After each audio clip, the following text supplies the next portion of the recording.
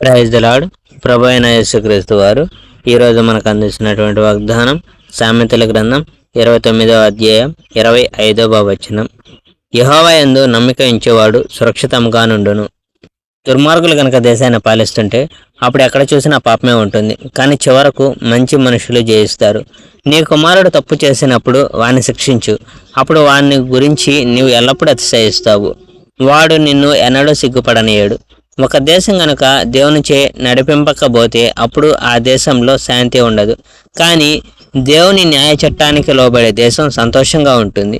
ఒక సేవకునితో నీవు ఊరక మాటలే చెప్తే అతడు పాఠం నేర్చుకోడు. ఆ సేవకుడు నీ మాటలు గ్రహించవచ్చు, కానీ అతడు లోబడడు. ఒక మనిషి ఆలోచన లేకుండా మాట్లాడితే వానికి ఆశ లేదు. ఆలోచన లేకుండా మాట్లాడే ఒక మనిషి కంటే ఒక బుద్ధిహీనునికి ఎక్కువ ఆశ ఉంది. నీ సేవకునికి కావలసినవి అన్నీ నీవు ఎల్లప్పుడూ ఇస్తూ ఉంటే చివరకు వాడు మంచి సేవకుడిగా ఉండడు. కోపం గల మనిషి చిక్కు కలిగిస్తాడు, మరియు కోపపడే మనిషి అనేక పాపాలతో దోషిగా ఉంటాడు. ఒక మనిషి ఇతరుల కంటే తానే మంచివాడని అనుకుంటే అది అతనిని నాశనం చేస్తుంది, కానీ ఒక మనిషి వినమ్రంగా ఉండి అప్పుడు ఇతరులు అతన్ని గౌరవిస్తారు. కలిసి పనిచేసే ఇద్దరు దొంగలు శత్రువులు. ఒక దొంగ మరో దొంగను బెదిరిస్తాడు కనుక అతడు సత్యం చెప్పేందుకు న్యాయస్థానంలో బలవంతం చేయబడితే మాట్లాడేందుకు కూడా అతడు ఎంతో భయపడతాడు.